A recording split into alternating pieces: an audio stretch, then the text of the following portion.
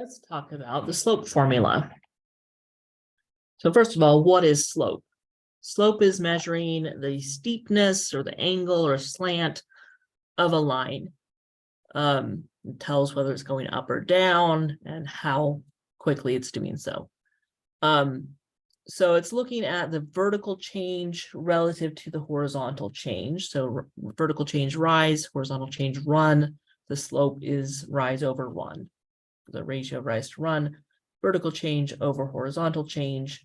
And if you're looking at 2 points, then the way you find the vertical change is by subtracting the y values, horizontal change, subtract the x values. So you have the slope formula y2 minus y1 over x2 minus x1, and that's just telling you subtract the y values on the top for the vertical change, subtract the x values on the bottom, and the 2 and the 1 just tell you got to do the subtraction in the same order. So you don't take the y value from the first point minus the y value from the second point, but then do the second minus first. Like it's got to be the same direction on both. So as an example, find the slope of the line passing through the points 1, 2, and 5, -3. You might find it helpful to label just to help remind yourself that the first number is x, the second number is y, and then the subscripts go with the point. But what doesn't matter is which one is which. Like I could have x2, y2 for the 1, 2, and x1, y1 for the 5, -3. Either way. So that means there's basically 2 equally valid ways to calculate this slope. I can do -3 minus 2 over 5 minus 1 and get -5 over 4. Or I can do the other direction and do 2 minus -3 over 1 minus 5. And that's 2 plus 3 on top, -4 on the bottom, so 5 over -4. Either of those is equivalent to -5/4. And I think you can do any of those, but this is the most standard way to just write the slope. And then this is the way I would recommend thinking about it with the negative on top, to think of the negative means it's going down versus positive would mean it's going up. But so in that terms, as far as knowing what the slope is telling you about the graph, I think it's better to have the bottom always be positive. The horizontal, you're always going left to right. Then the vertical could be going up if it's positive or down if it's negative. But so that's using the slope formula.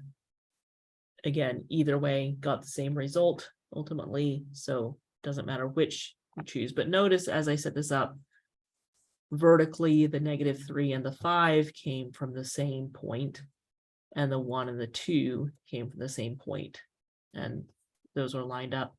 So that's the thing to kind of double check, is that the x and y coordinates of one point are lined up vertically, and also that you have the y's on top and the x's on the bottom, not the other way around. So just a couple of things to watch so that you don't get the opposite of what it should be. So if you switch the order of subtraction, that'll just make you get a negative instead of a positive, or a positive instead of a negative. And then of course, if you switch the x and y's, you just have the whole thing flipped from what it should be. So next example, we have the points -2, 3 and 2, 1. You see the letter M typically is used to represent slope. But again, here I'm just taking y minus y over x minus x. But again, if you find it helpful to write that x1, y1, x2, y2 to remind yourself exactly what's going where in the formula, that certainly is can be a good thing to do. This comes out -2 over 4, which is -1/2. But I could also do 3 minus 1 over -2 minus 2, and that would give me 2 over -4, which is also -1/2. Now, when you're looking at a graph, I could do the slope formula on this. So I could do 1 minus 0 over 2 minus 0 and get 1/2. But with a graph, you can kind of shortcut that and look at starting from the left. So think of the left point as the first point, and just look at how far did it have to go vertically? What's the vertical change? So that's up 1. And then how far horizontally? We're going right 2. And so that gives the rise of 1, the run of 2. So that gives the slope 1/2 that way, without having to do the slope formula. But either way, as long as you're looking at it and you can get that 1/2, whichever method you like to use, they all get you there. So the other thing with slope is knowing what different slope values mean about the line. So positive, negative, 0, undefined, close to 0, farther away from 0, 1, -1. So looking at these, positive slopes are slopes that have a positive rise. So they're going as you move to the right, going up. So on this graph, that would be H and A and B. So these are the positive slopes.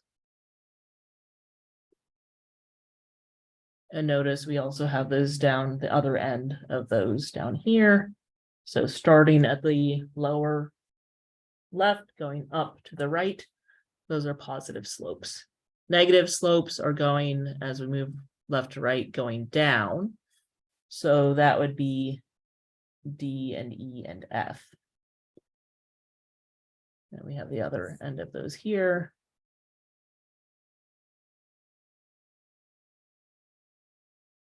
So starting in the upper left, going down to the right. And then of course, we have between the positive and negative 0. That's C.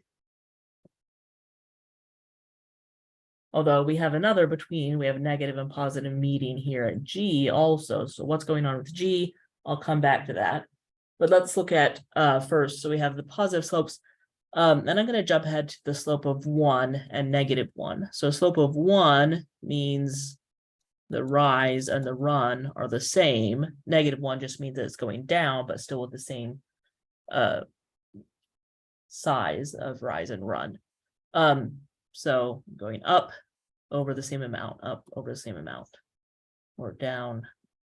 So that's these nice sort of perfect diagonals, A for +1 and E -1.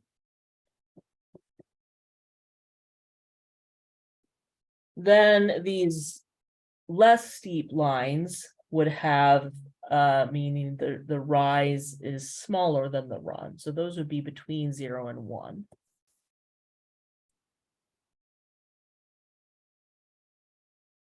On the slope, and it's between the lines with slopes of 0 and 1. So that fits. And then we have H would be a slope greater than 1.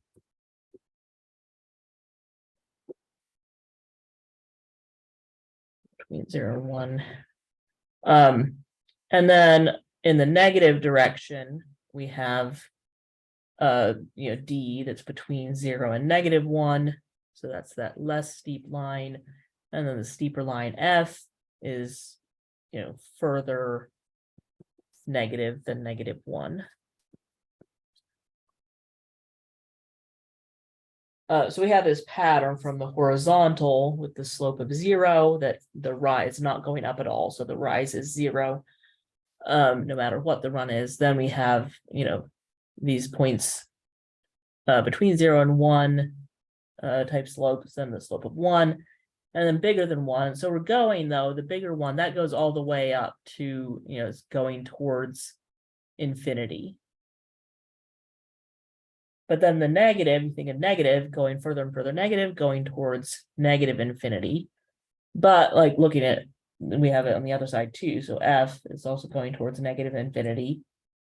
So we have basically like positive infinity and negative infinity meeting.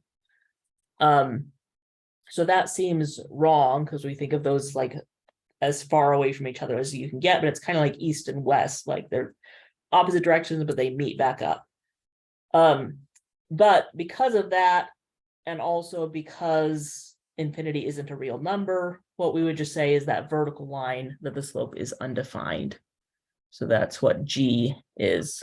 So we have the meeting of the positive and negative at 0, and then also at like the opposite, at the vertical line with the positive and negative infinity.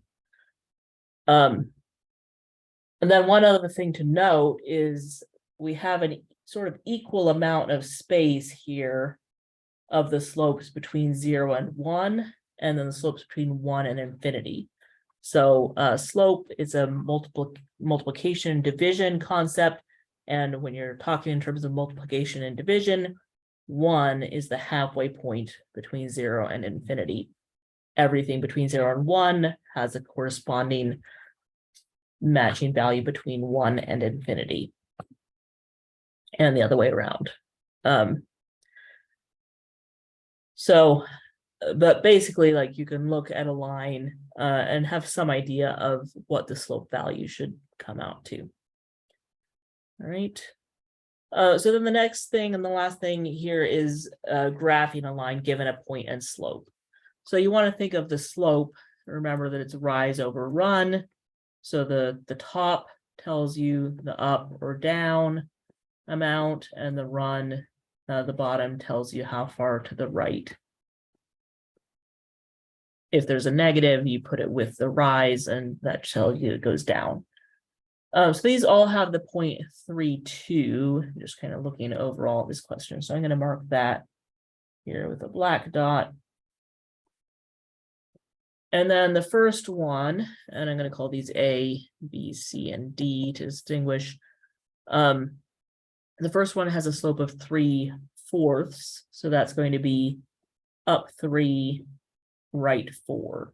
So from that first point that I have, the 3, 2, I'm going to go up 3, right 4, and get a second point. And once you have 2 points, you're just drawing a straight line between them.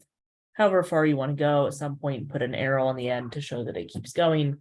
In MATLAB, you'll have a tool that you would use, so you're not actually drawing the graph, but it's good to know how to draw them and get a fairly accurate representation of what the graph is doing. So that's A. Then the second one, we have the same 0.32, now a slope of -4/5. So I'm going to think of that as -4/5. So that's down 4, right 5 from that starting point of 3, 2. So down 1, 2, 3, 4, and then right 1, 2, 3, 4, 5. And draw the line connecting those guys. So that's B. Then C, we have slope 3. Well, where's the rise and run in that? It's just one number. Well, you have to remember any whole number can be written as a fraction over 1. So this is up 3, right 1. So that's going to be here relative to the starting point 3, 2. And so that's C. And then we have slope 0. So you can think of that as that's rise 0, no matter what the run is. But good to know, well, that means it's a horizontal line. So horizontal line through that point. I don't even need to plot a second point. I just draw the horizontal line. So that's kind of the process if you have a point and the slope to graph a line. And that's slope formula.